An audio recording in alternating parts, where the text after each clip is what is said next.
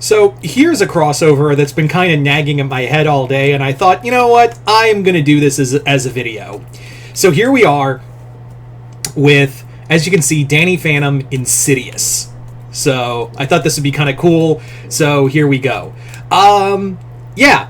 So Danny Phantom Insidious basically starts as a crossover its own. Basically, Danny's just kind of hanging out with some other heroes like Kim, Randy, and just a few other heroes. This is like them in their older years, like they're veteran superheroes now, and they're all just kind of shooting the shit, talking about like what they encountered in their younger years, like what was the scariest mission they had gone on, like what mission really got them. They're even doing like the whole Jaws thing where they're like counting scars, where like Kim rolls up her shirt just a bit and shows like, this is a burn mark Shigo gave me on one mission. Randy rolls up like his leg and says, this is where a robot like torn in my ankle. And they all look at Danny and they're like, hey Danny, you probably got some scars on you and you got some stories. What's your story, man? You've been at this longer than some of us have, so you know what's your story? And he's like, I got a few. I could tell you stories about like I could tell you stories about the time I fought Skulker and he tried to bury me alive, or that time Vlad tried to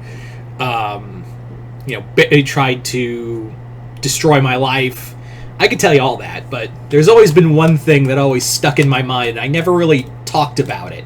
There was one thing at one time I encountered something so evil it scared me, and it actually showed me like there are things out there that I will never be scared of more than this. Like he just straight up says, yeah, I encountered something so awful, so disturbing, it made me braver for it in a weird way, because nothing could scare me more than that. And sometimes it still gives me nightmares to this day. And they're like, dude, what are you talking about? So he tells them, all right, I never told this story. I only really talked about it to Sam and Jazz one time, and I talked about it to my parents at some point, but I never really was open about it. It was only like a tight-knit circle. Like even Tucker didn't know what this was all about. So, but you guys are all cool with me, and I'm cool with you. So I think it's best that I finally talk about what happened. So Danny begins his story. So he starts out basically by saying it was it was early in my career. I was about 1 year into being, a superhero, and he basically says I was going into my second year of being Danny Phantom, and I got this call from, of all people, the cops. And keep in mind, Danny points out that at this time the cops didn't know what to think of me, and I thought it was a trap at first. So he went in, but he still wanted to find out what it was. And it's a couple cops who are like, look, we didn't know what to do because we've never encountered this. Maybe you have, Invisibill. And he's like, cool. First off, it's Danny Phantom, not Invisibill. And what are you talking about? Because they're not at the precinct. They are not hanging out with with the cop, at a police station or somewhere open. It's at some family's home. So the two cops lead Danny into a child's bedroom, and this kid is in a catatonic state, and he's like, whoa, that's weird, but I don't know why you would call me. Shouldn't you? This is like a doctor. I can maybe fly him to a hospital. And they're like, look at his eyes. So Danny looks into the eyes, and it's just these white iris, just pale white, and he's just like, whoa. So Danny's like, I don't know, how long has he been like this? He's talking to the parents, and he's like, how long has he, experienced something like that? And the kid's parents are like, he's been like this for a day, and we were afraid we were afraid of something, and he's like, all right, afraid of something, did you guys just move here? And they're like, no, he's been, we moved here not moved. We've stayed here all our lives. We've lived in the Amity Park all our lives, and we, you know, our son since we moved here has been saying things like, "Don't let him take me," and they're like, "Who's him?" So Danny is like, I don't know what it is, but I'm gonna figure out what's wrong with this kid. The boy's name is Ethan, by the way. So he's trying to find this boy Ethan, and he basically like goes back and he's like, I'm gonna find out what happened to your son, no matter what it takes. So Danny basically like asks Sam like to look up some things on the internet, 'cause she used to be like the go-to for like paranormal stuff. And she starts looking it up, and is like, there was a case a few years ago that was similar to this boy, that happened to a family in California. It was kind of weird. It was a series of cases that happened, and it was a small family, like a Behringer. I think they're called the Behringer family or something like that.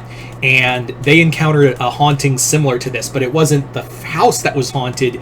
It was rumored to be the son that was haunted.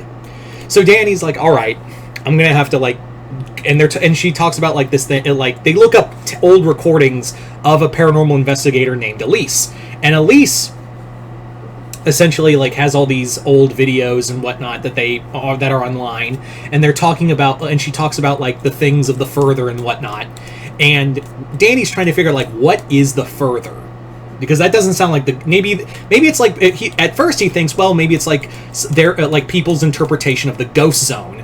So he goes to the one person who could probably help him, and that's Frostbite. And he goes to Frostbite and he's like, hey, what, like, I'm in the ghost zone, can you point me in a direction? He's like, of course, Great One. What can I do for, a great champion such as you? And he goes, can you point me in the direction of this place called the Further? And everyone goes silent. He's like, that's not comforting. So Frostbite tells Danny, like, the Further? Take my advice, Great One. Don't go. Whatever it is, don't go there. Like, the Further is evil and like, it is a place that even ghosts fear to tread. And he's like, well, what is it? And he's like, Frostbite basically explains that like the Further is part of the ghost zone in a way. Basically, like, he explains it like, you know how on Earth you have oceans? Like, think of the ghost zone as the ocean. And the further you go, and the deeper you go into that ocean, the darker and more twisted things become. Like, you start to see things that are deeper in the sea, and it's stuff you don't want to see. So basically what he's saying is that the Further is part of the ghost zone, like a deeper part of the ghost zone that is so... think of it like going deeper into the... Like I said, it's going deeper into the ocean. So it's like a trench in the ghost zone that even other ghosts that have traveled in there, they don't get out. So Frostbite straight up tells Danny, like, look, you can, like, I am telling you, whatever you want to do there, go home now. Because if you try to go into the Further, you will not come out. You will, more than, I could say, like, oh, you might not come out. You will not come out. You will, like, you're gonna fucking stay. Like, there has been no one I know who has gone in there. He's like, yeah, well, I'm Danny Phantom, so there's a boy's life on the line, so I'm going in there. So Danny traverses deep into the... he traverses deep into the ghost zone. And, I mean, deeper into the ghost zone. He keeps going, like, deeper and deeper into it, until eventually, like, the dark glow of the ghost zone starts to, like, fade away, and he basically it's getting darker, and then he's like, this is something, like, I have that ghost feel, the ghost sense. I can feel it, like, something is, like, it's crawling under my skin. Like, it's heavy, like, the air is heavy, it just feels like I'm breathing in evil. So, as Danny's like, traversing deeper into the Further, he is, like, experiencing, like, just darkness and all these different rooms that look like places in his home, and he's seeing all these ghosts that look human-like, but there's just something twisted about each one. And he keeps going deeper and deeper into the Further, until, like, he does find one room that's, like, a certain home to something really evil. And this is where Danny, as he's telling this story to like Kim and Randy, he like pauses for a second and goes, "What I saw in that room will haunt me till the day I die. It is the one thing that terrifies me in the back of my head.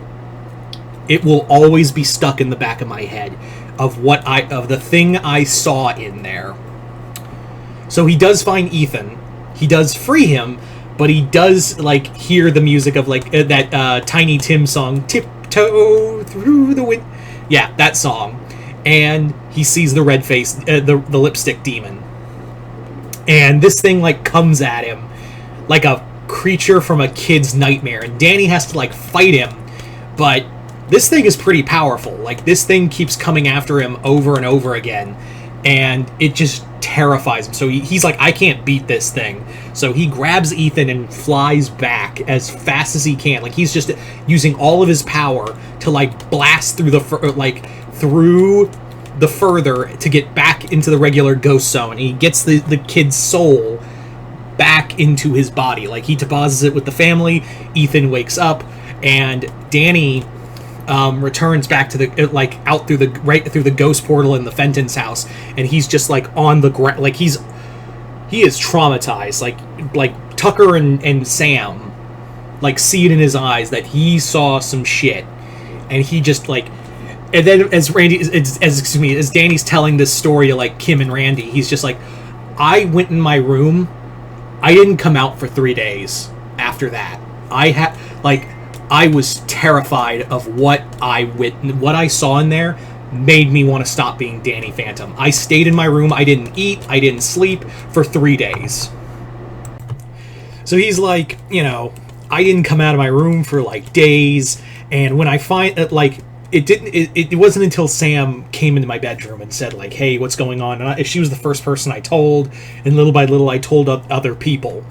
But for that long, I was like, yeah, I am not gonna I cannot go back there. I can't go back to the ghost zone knowing there's things out there that are even worse than that.